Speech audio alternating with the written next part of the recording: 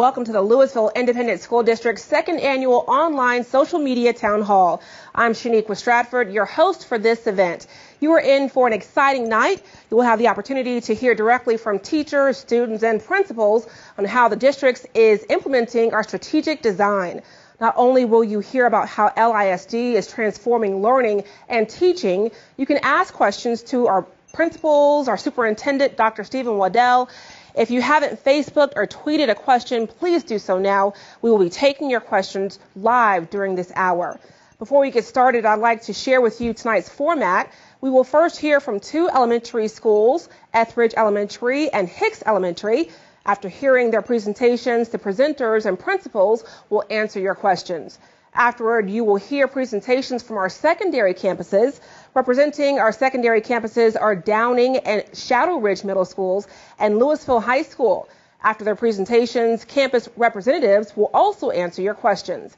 Again, if you have not submitted a question about strategic design, you may Facebook, tweet, or email at info@lisd.net. We will answer as many questions as we can.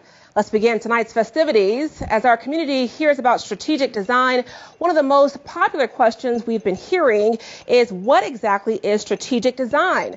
To help answer this question is Superintendent Dr. Waddell. Dr. Waddell, can you briefly explain LISD's strategic design? Certainly, Shaniqua. I'd be more than happy to. Our strategic design is a process where we're transforming learning and teaching. It's about students learning at profound levels. In September of 2010, LISD started the strategic design effort with 6 education summits where we asked our parents, staff, and community, what are your highest hopes for your children? Based upon the input from these meetings, we crafted a community survey, and parents were able to share their thoughts regarding the themes that came from these summits. After the survey opportunity, we held focus groups where hundreds of community members dug deeper in these themes to determine what our community really wanted for its children.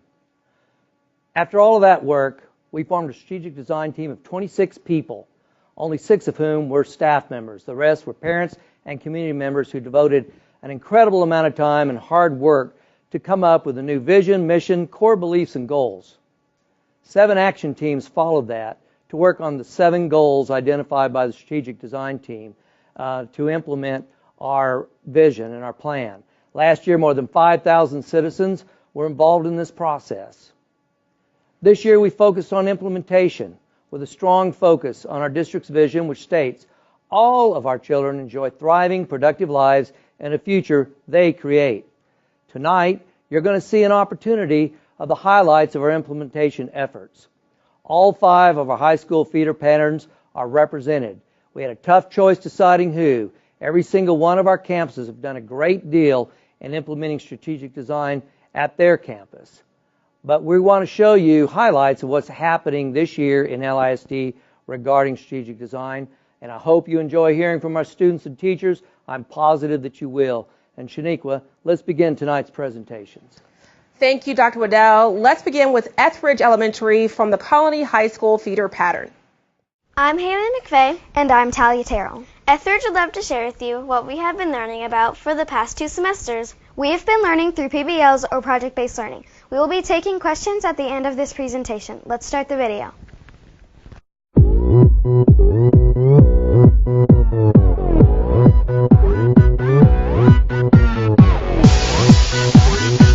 Welcome to Etheridge Elementary.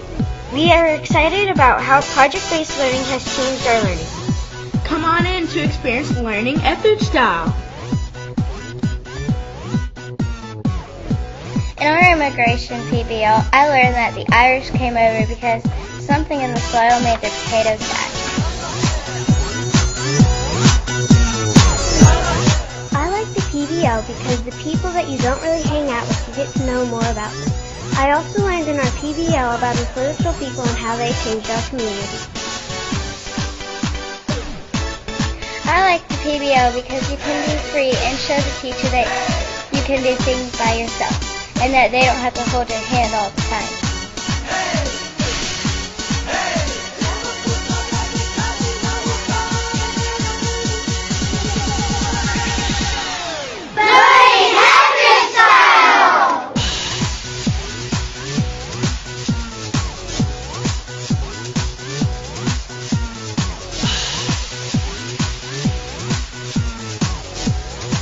has learned much about borders.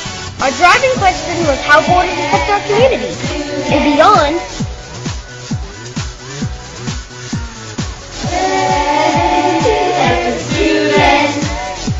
Groups research anything from school borders to borders, disputes in our other countries.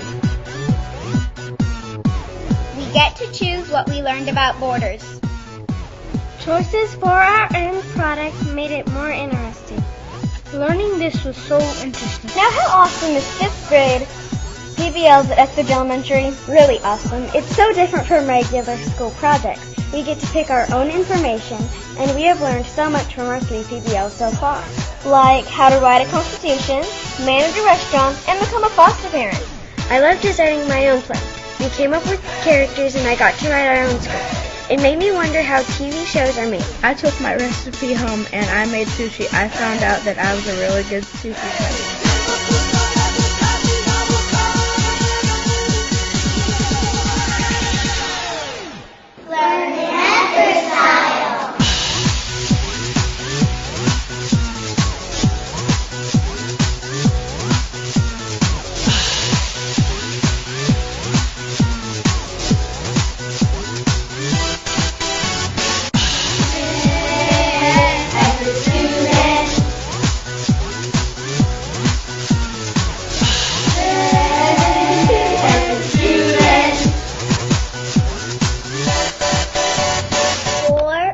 Project, we brought in 5 objects from home that represent family traditions. We liked it sharing and talking about our objects. Learning Etheridge style. We like taking turns and working together.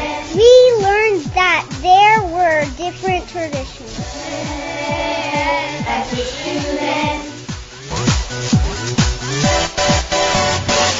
Learning Etheridge style.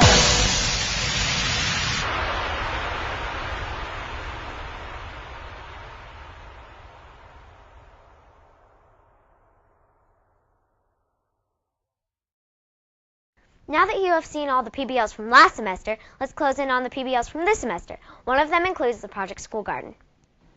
Hi, I'm Job John, and I'm the representative for PSG, or Project School Garden. It was started by Ms. Klimek as a PBL, but us students took over. This is our PSG website. It was made entirely by our 5th grade team. This is our homepage. As you can see, it introduces us and what we do. And our logo is saving the world one garden at a time. If you look at that in the life cycle way, it means that when you plant gardens, you plant plants, and plants take in carbon dioxide and give out oxygen, which helps sustain life.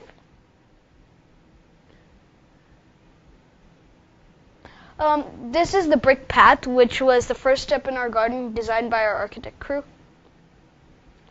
PTA is going to buy our dirt, and we wrote them a letter about this. And this is Team Green, which persuaded Ms. Klimek to start a garden club.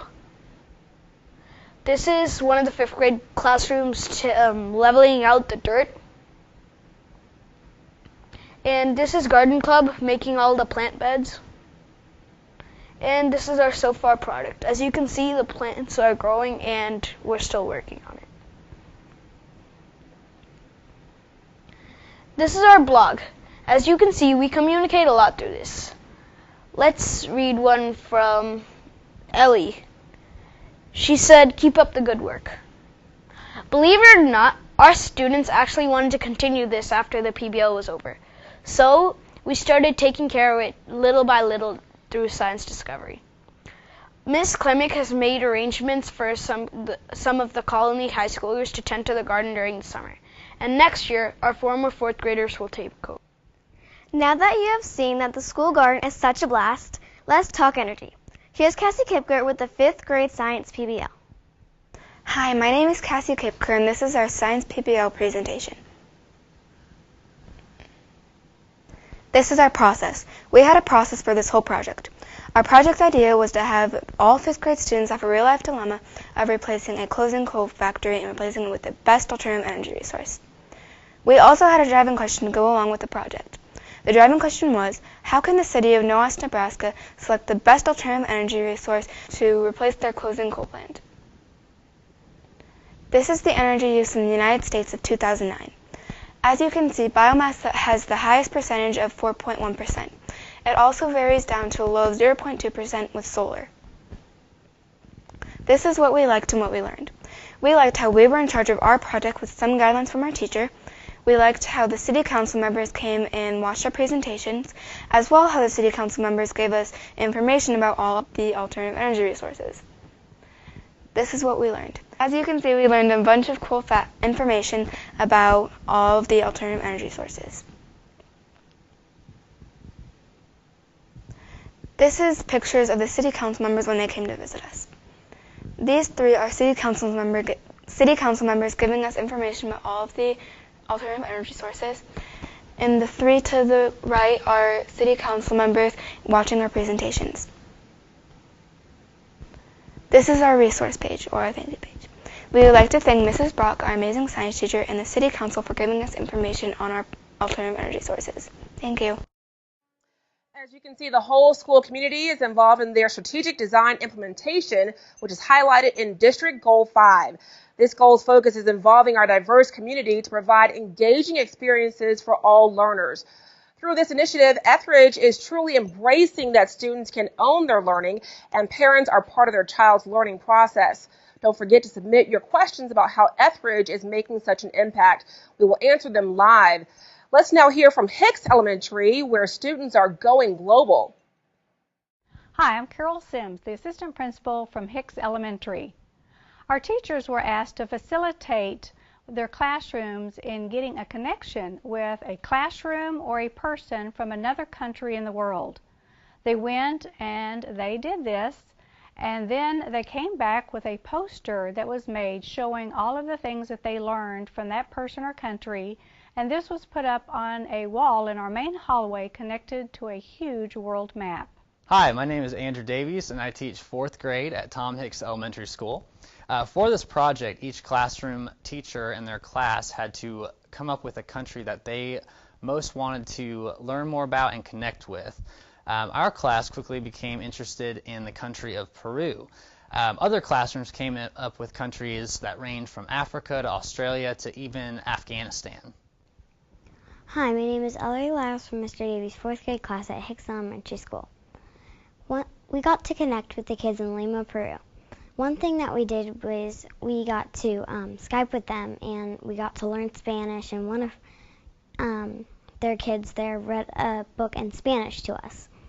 And my favorite part was when we got to write letters to each other from back and forth.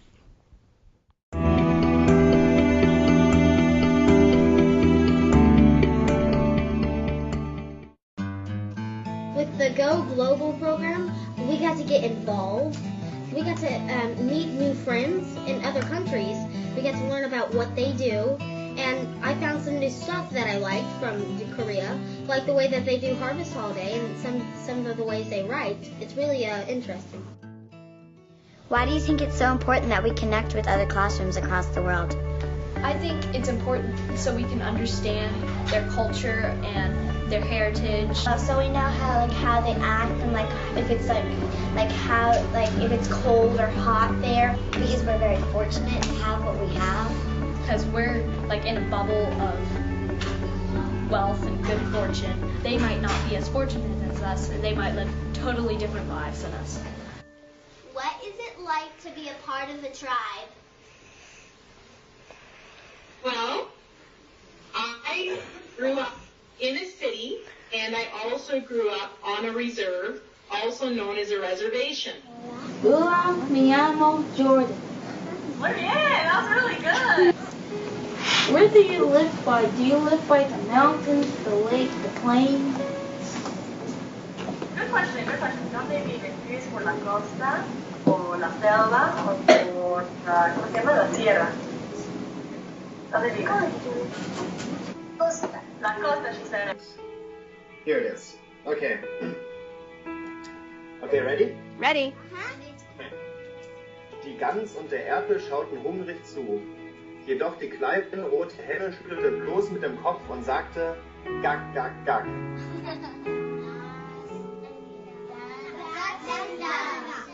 The end.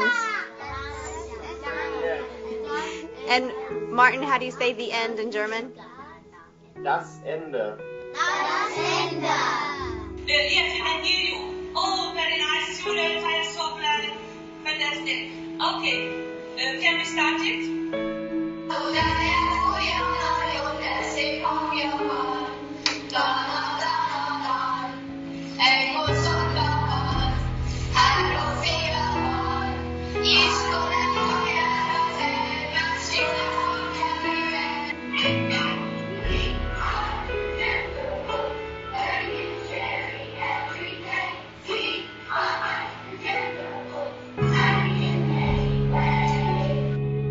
What tools do you use?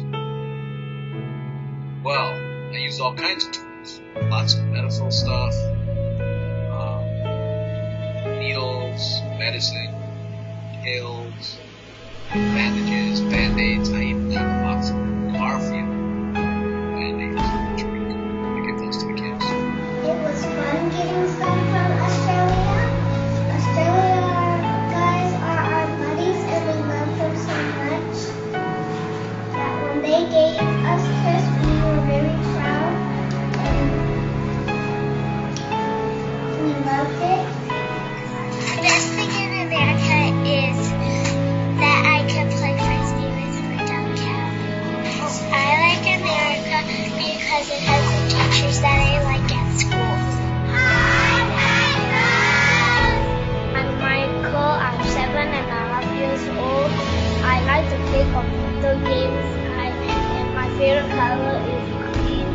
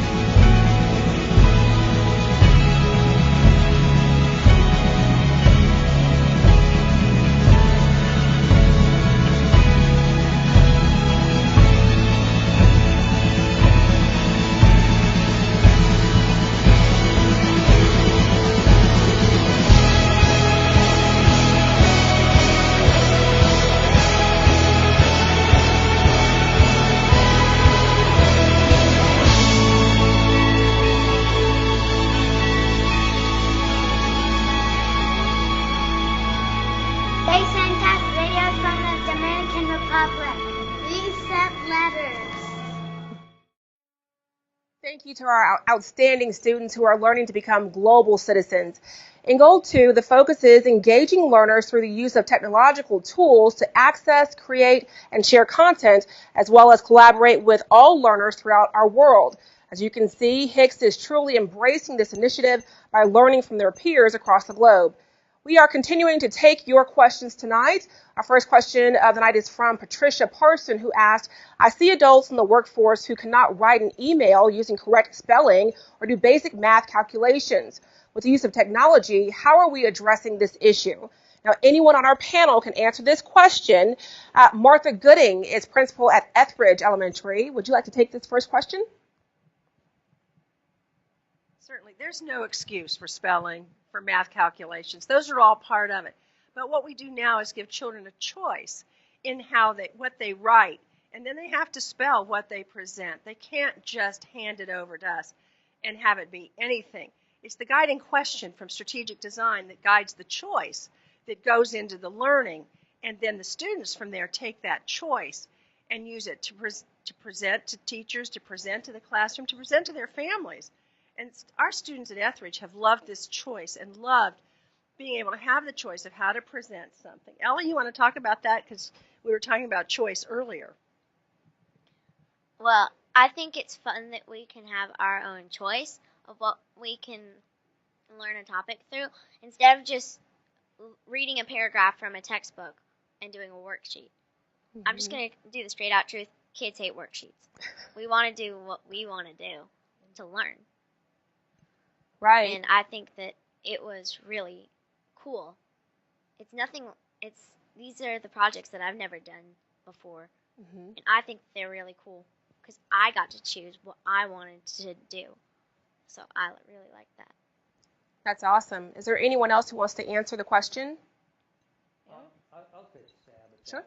Because I think that's an important question. We've always had formal and informal writing and spelling. And obviously there's a place for both. But technology is becoming, I think, in the workplace, the major form of communication is digital communication. More and more, I think businesses, everybody is moving towards that kind of communication. They're communicating globally. There's a place and time for informal writing. There's a place and time for standard writing and spelling. We have to teach our kids that. It's probably become a bigger, it's always been a problem, but it's become something that is a bigger one now, where there's not an excuse just because you're digital for not writing correctly and spelling correctly. But at the same time, not every form of communication is formal. And it's legitimate to teach that and the differences between that and when you use one and when you don't use one. And that's just something that we have to do in school. Well, thank you, Dr. Waddell. Question 2 comes from Stacy Roberts-Amick. She shared she would love to hear how special education needs are addressed in this new strategic design. Do we have an answer for that, starting with Dr. Waddell? Of course. I think if we go to the vision statement, all of our students, the very beginning of that, I remember I was on the strategic design team. There was a long and hard argument. We had great arguments on that team because we wanted to get it right. Long and hard arguments to be sure that that vision embraced every child. Originally, in a draft form, the statement was, our children enjoy thriving, productive lives. Several members of the committee said, no, it's not strong enough.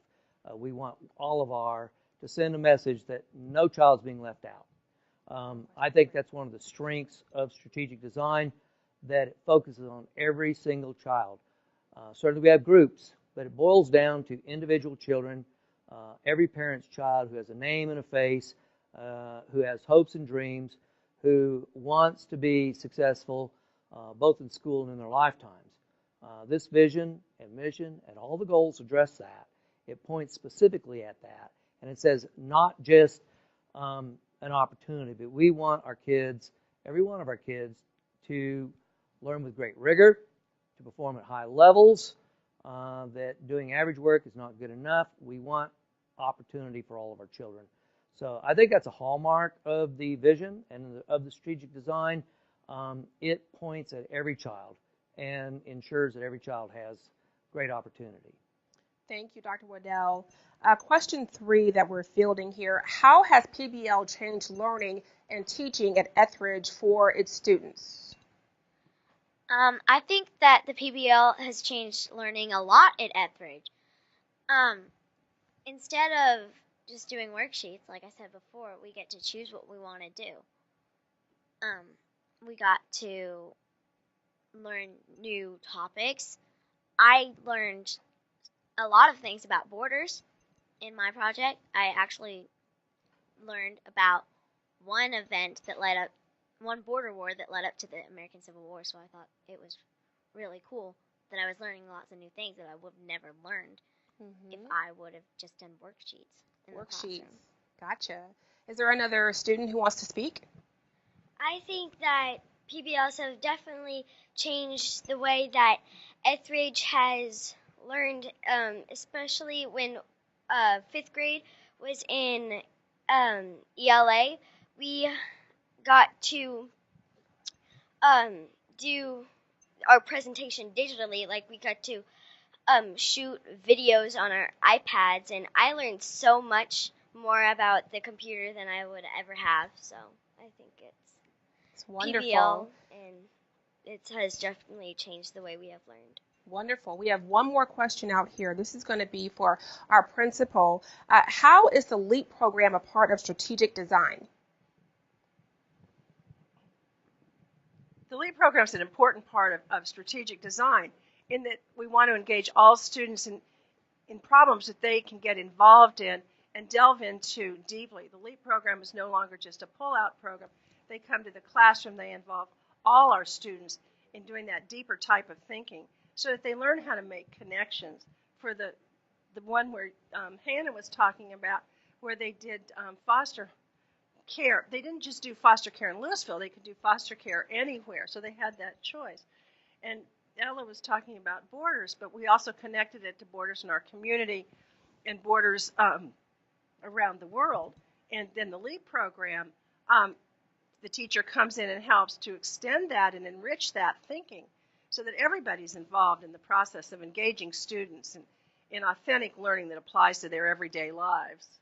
Ms. Thompson, what do you think? Actually, that's a great question that kind of brings all three questions together. The strategic design for Lewisville has enabled us to transform the way we are instructing in our district, and it brings everything full circle.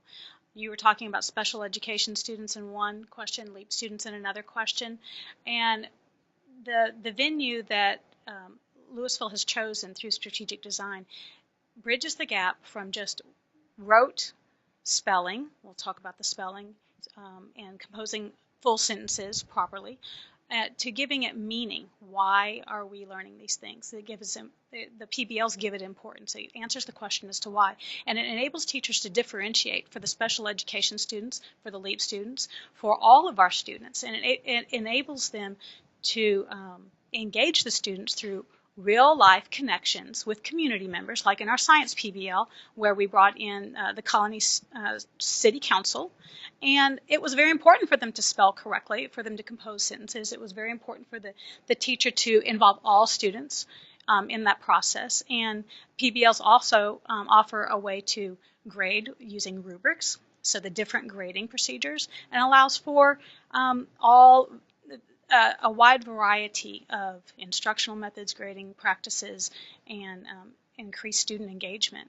That's a really great answer, and it really does bring it all together. All great answers and all great questions. Don't forget you can still Facebook or tweet your questions for the remaining of tonight's town hall. To start our secondary presentations, however, is Downing Middle School. Let's see what Downing Middle School students are up to.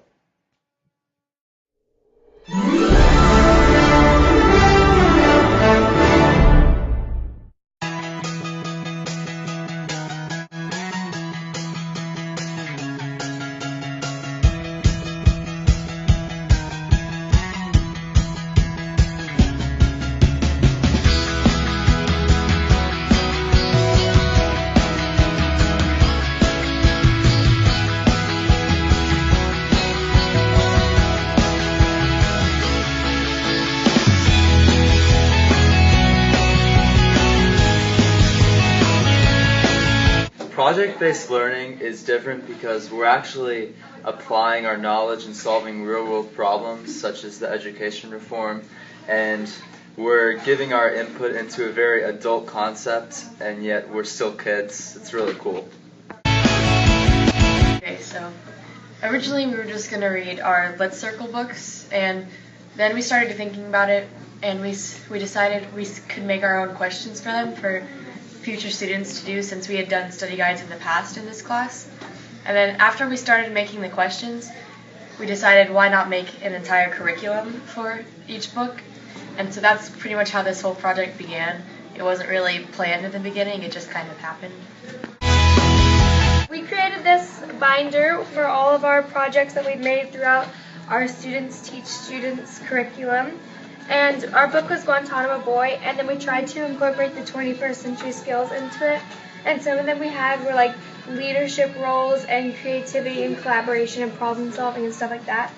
So we showed how many weeks it would take and stuff, and where we put it, and then everything you would need.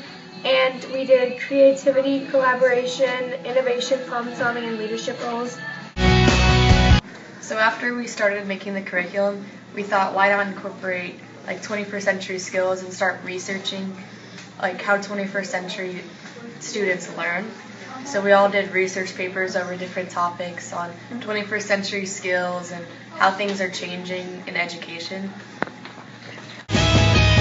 Okay, so for this project-based learning, we've been using our iPads and the MacBooks to go on Google Drive to do our study guides and to print out all of our curriculum and also to research. It's also really helpful for research because it's really efficient and it's really faster. So yeah, we're good.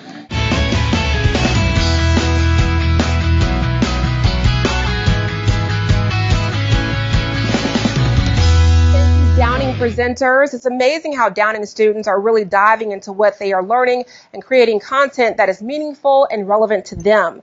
The Strategic Design's sixth goal focuses on creating assessments that inspire learning. Downing students are truly inspired.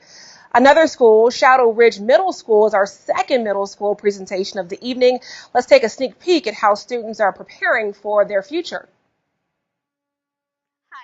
Hi, I'm Addie Dasher. This project follows the core beliefs of LISD strategic design by engaging us in meaningful and relevant work. We custom designed these sites to showcase our talents and abilities in all areas of our lives. We were able to choose the subjects we wanted to research and examine more closely, not only for their content, but more importantly, for the life skills they teach us, which we will carry into the future. We interviewed teachers and family members to gain insight into what strengths and weaknesses others see in us, and what skills they feel are currently valued in the workplace. We analyzed the capacities we felt we had mastered in the areas of self-awareness, communication, creativity, leadership, critical thinking, and problem solving. In addition, we were able to choose the samples of our work that we wanted to showcase on our site. My name is Julia Krakow. Because there was flexibility and creativity, all of us were engaged and excited about designing the project site to reflect our personality and style. If we choose, we can add to the site throughout our high school career and potentially send the link to future college picks. Any technology tool could be used to illustrate the research part of our project, which gave us the opportunity to delve into the history and background of our subject choices, why these subjects are important, how studying them is relevant, and how they can take us into the future and help us achieve our personal and professional goals. My name is Leon Jacob. On the screen behind me, you'll see the home page of my PSP digital portfolio. On this page is an inspirational video by the Kid President, urging young people to create something that will make the world awesome. By allowing us to input anything of relevant content, such as this video, this project lets us use our unique way of thinking to implement our creativity into a task. For example, a part of this PSP was to create a page about our personality traits using a system called True Colors. To complete this segment of the PSP, we were allowed to employ any creative method available to us. Since there were so few parameters on how to create this, we could interpret the assignment any way we chose. Just as in the PSP, all assignments in the Gifted and Talented program allow us not only to be creative, but to be creative in our own way. I'm Nikita Sami. Glogsters are virtual online posters that allow students to take any material and transform it into a functional day-to-day study tool. I chose to add my Glogsters to my site. I created a diagram to illustrate the difficult concepts of the lunar phases. Featuring a combination of entertaining visuals and informative texts, my Glogsters are efficient study tools. Now, with my website, I can have them all in one place, as well as showcase the effort I put into them. My name is Abby Carrick. I see lasting value in the skills I am taught in my classes. Having to meet deadlines for long-term projects teaches me the discipline to work hard and get things done. Combine this with the creativity, public speaking, and social skills I learn, it ensures that I will have a bright future. Living by the Walt Disney quote, "When you believe in something, believe in it all the way, implicitly and unquestionable." I hope I will be able to merge my two passions, dance and fashion design, into a future career. My name is Nick Che. I am an avid photographer, and this project allows me to exhibit my pictures, which I would like to share with you. I now realize even more than before how the skills acquired in my classes, like the ability to focus, persevere, be creative, take risks, and get along with others, will serve me well in my future career. Thank you for allowing us to share our projects with you. What an amazing group of articulate students. As the students shared in the beginning of their presentation, Shadow Ridge is embracing two core beliefs. Students reference core belief 4 that states meaningful and relevant work engages students in profound learning. The second core belief is number 3. Because their projects are future-oriented, each student is focused on their future and what they wanted in their lives. Core belief 3 states an educated citizenry is essential for equal opportunity and prosperous society.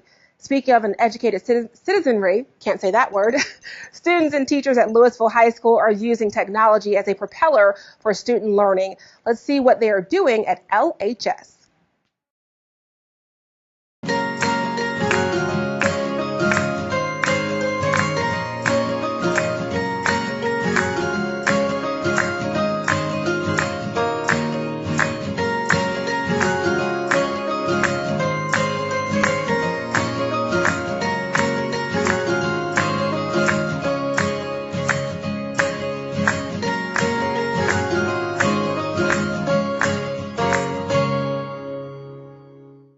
Allowed me to kind of create a more flexible learning environment for all of the kids and allow them to progress at their own pace. Because when you have a traditional classroom and you don't have all of those options for delivery of material, then the kids kind of have to all be on the same page at the same time. So if I wasn't using 3D Game Lab and the iPads to go ahead and deliver my content, then all of my kids would have to be on the same unit at the same time. So it's really allowing me to address the individual needs of the students and kind of have them create products that address that content in ways that are individual to them. And I saw iBook Author, and I thought, hey, I can write iBooks. I didn't know it at the time. I taught myself how to do it. And now I've developed iBook stuff for 1X for my classrooms, and now I'll let my kids, all the information they need is there. It's all off the grid, so everything they can do is there, and there's no excuse. And the whole, 1X thing was just getting them that personal technology to engage them. Well, I'm just trying to take that to the next level. It's a lot more interactive. It's definitely helpful to be able to touch and feel all the stuff that you're not able to do with paper. Technology is more incorporated everywhere else. It gives the students a chance to work with it. They'll be more experienced later on. It has helped me a lot because my teachers leave us work and we actually are able to save our documents and don't only have to carry a flash drive. And we can use our iPads or our phones to enter the web page or what we have and access easy and fast way.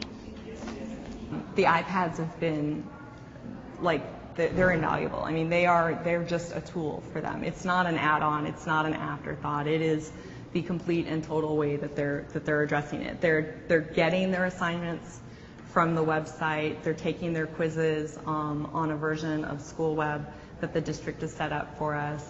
They're submitting everything through their Google Drive, and it's being shared with me, and I'm grading it on Google Drive. I mean, everything that they do is on the iPad. I think it's been helpful. It's been weird to be able to use a lot of technology in school, but it's been good.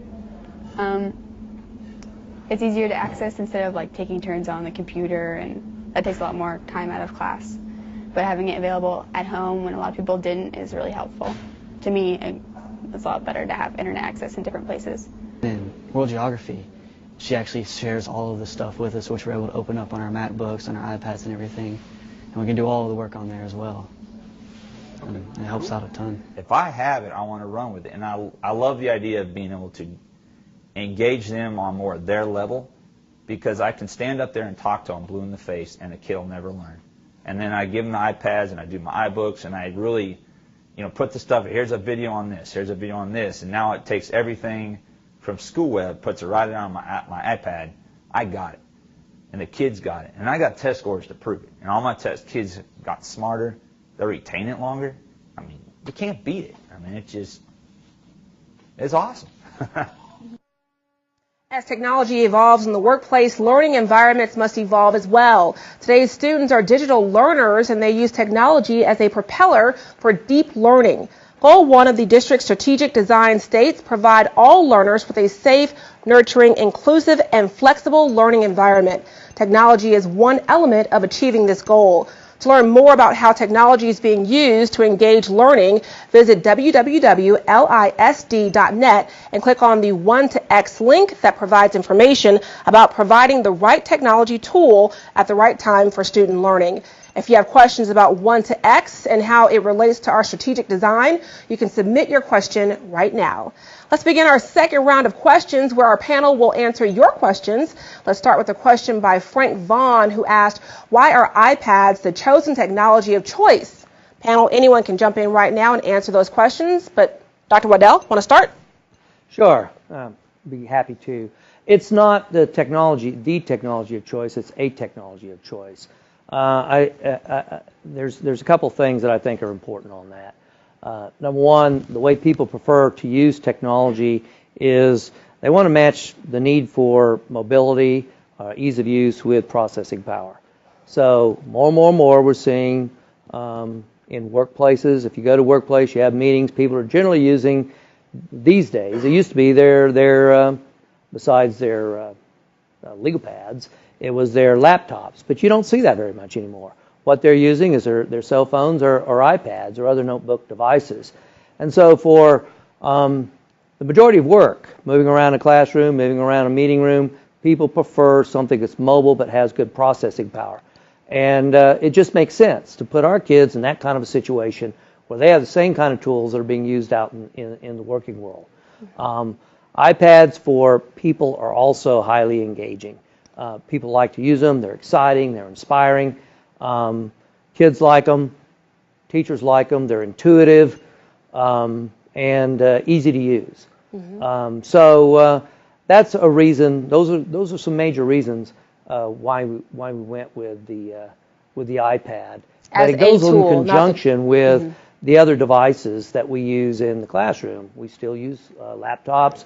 We still use our cell technologies, and we still use desktops for certain kinds of things. Right. Anybody else want to take a stab at that?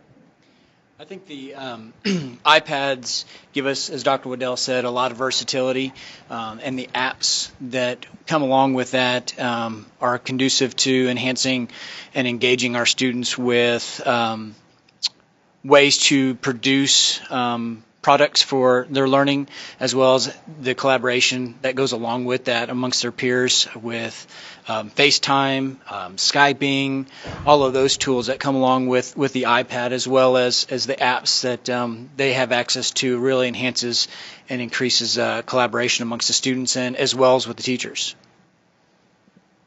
Is there a student who wants to answer? Love to hear from you.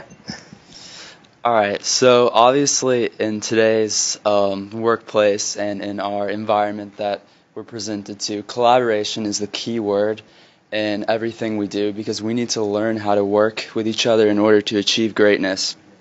And therefore the iPads, they're really a gateway to us learning not only how to collaborate on documents, but as he said, through FaceTime, Skyping, learning communication skills to talk to each other, and all the great apps. It's really beneficial to us as students to learn these skills using the iPads.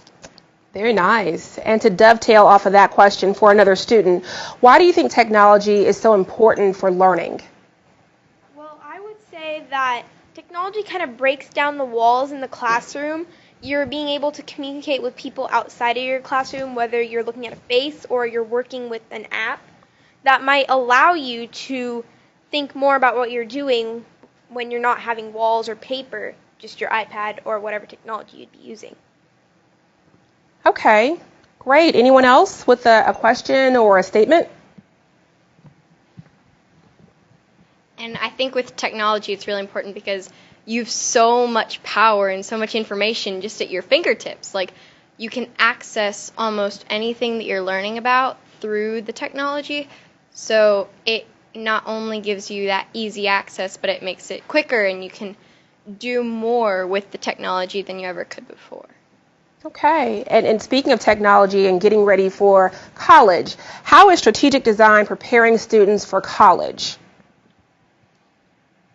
Well, strategic design, it's allowing me to use technology as one of the main points, and I know when I get to college, I will have to do things that will use, as for me, I want to be a surgeon, and that will involve technology in a very great spectrum, and I need to know how to use that and how to collaborate with my fellow students.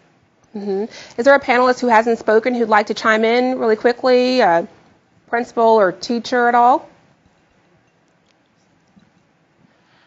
At Downing, with the 1-to-X implementation, I talk to students every day about how they used their technology before we brought it on campus and what they've learned since in the last 10 weeks that we've had it. And they all consistently tell me that they have learned more about how to work with technology instead of how to play with technology. Now they're engaged at a higher level, they're working with their technology, and they're learning so much so that they feel like they'll have an advantage when they go to college. They'll be able to use these skills in addition to what they're learning about their content areas to be more successful in their future. Let me just throw a couple things in. I think colleges are ahead of public schools in terms of this sort of thing. It got my attention several years ago when Duke started issuing iPods and iTouches, making it a requirement of their students to have those when they came to Duke. Several years ago, Abilene Christian University issued iTouches for every one of their kids. They're really a leader in the state in terms of that. Not only that, the way that they have work in the colleges is changing, moving more towards project-based work, towards work groups. MIT has posted their entire courseware online.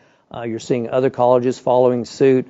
A lot of colleges are moving towards gaming platforms in doing serious research using gaming technologies. So it's what's going on in the working world. It's what's going on in colleges. I think we could say that what we're trying to do through strategic design is emulate what's happening there so our kids have realistic experiences in terms of what they're going to experience both at college and in work. That makes sense. Let's go back to another student. We had a question on Twitter from Lewisville Texan on Twitter. He wants to know the cons. Do any students have issues with technology or the internet when doing their projects? Of course, there's always problems with technology because sometimes you just don't know how to use it.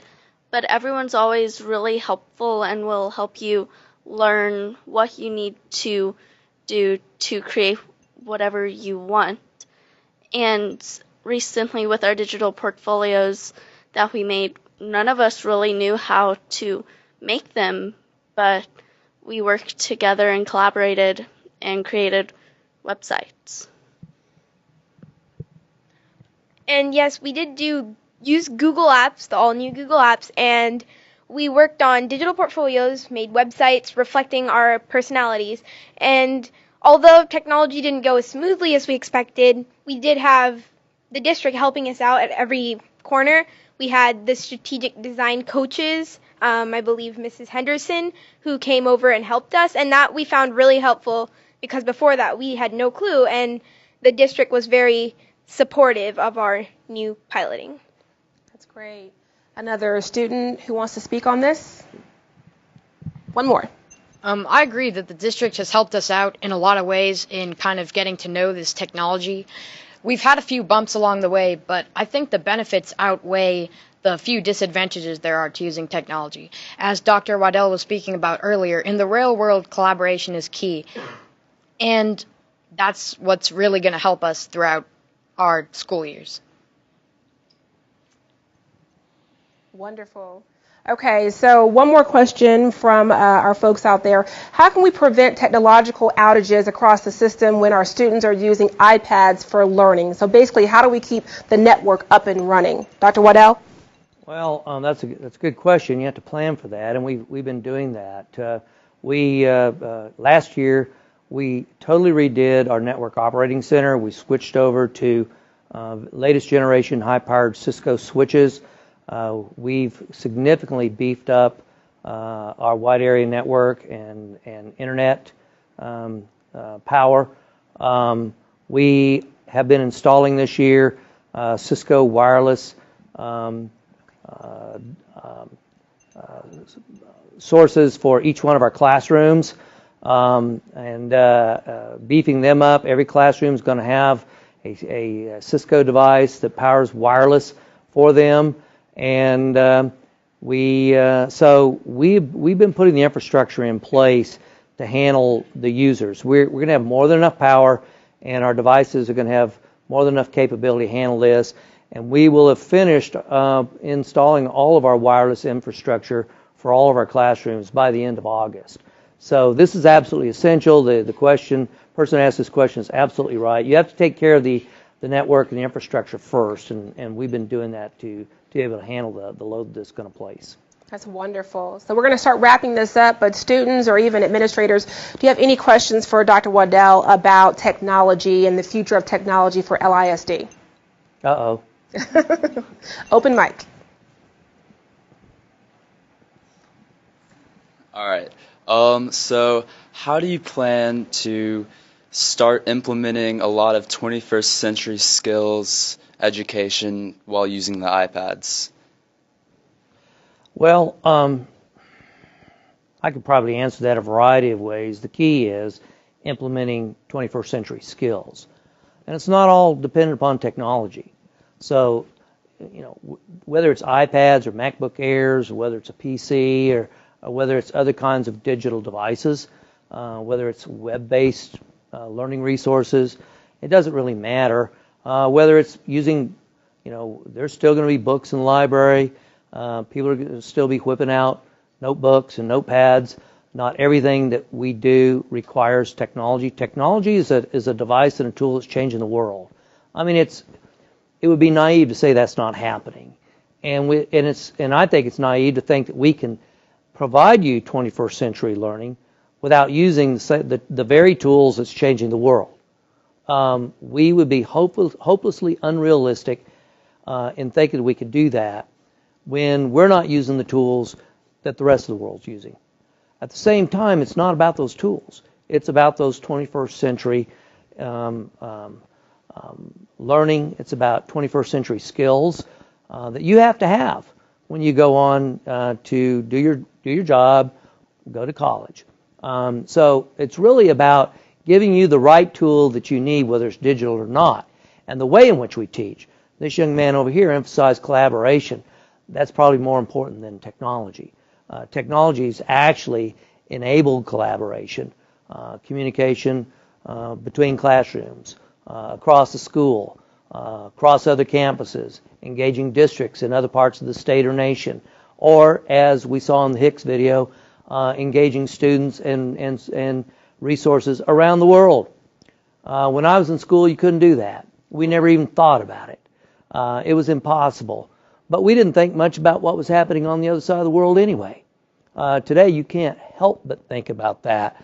Commerce never stops. What happens during the night while we're sleeping in Asia is important to us when we wake up the next morning. What's caused that to happen? Technology. Fiber is essentially free, and it stretches around the world, and you have to have the devices to tap into that so you can do the kind of work that enables you to do. But it's the skills that's important. And so, I think sometimes we think that what we're trying to do is implement technology. That's not what we're trying to do. We're trying to use technology in a way that prepares you for the world that's there right now, and then an even more dynamic world that you're going to be living in after you graduate. Dr. Waddell, thank you very, very much, and thank you to both of our panels for the insight, and thank you for submitting your questions. Any question that was not answered tonight, we will provide a list of frequently asked questions and post them online in the coming days.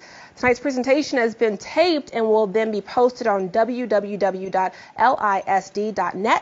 Dr. Waddell, one more time, do you have any closing statements that you'd like to make? Yes, thank you very much. I'd like to take this opportunity to thank all of our outstanding presenters, the people that put these presentations together, the panelists that volunteered to be here tonight.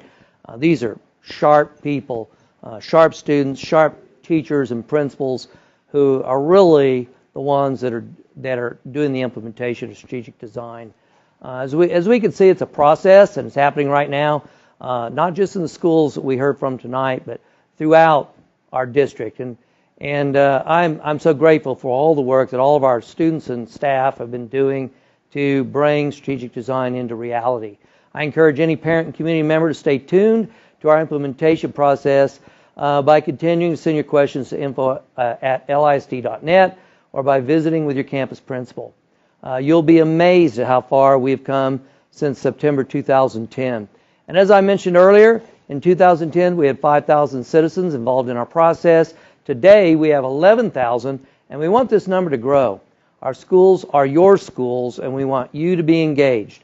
We have numerous committees working on objectives to implement our strategic design goals, and I encourage you to get involved by contacting our Public Information and Community Relations Department at permedik@lisd.net. And as we close tonight's social media town hall, I want to thank all of our viewers for tuning in, for sending in your questions. LISD is a premier school district, and it's because of you, our teachers, staff, and students that we are known throughout the state and nation as having the real innovative classrooms, providing limitless opportunities for our students. As we come to a close, I'd also like to thank Shaniqua for hosting tonight's town hall. It has been my pleasure, definitely. Thank you, Dr. Waddell. On behalf of all Lewisville ISD, thank you, viewers, for tuning in to tonight's town hall. This broadcast will be posted tomorrow for anyone to view again. Before we sign off, we would like to thank the Office of Public Information and Community Relations. We'd also like to personally thank Mr. Brandon Jackson's broadcast students for producing our second annual town hall. Big round of applause for them, and have a great night.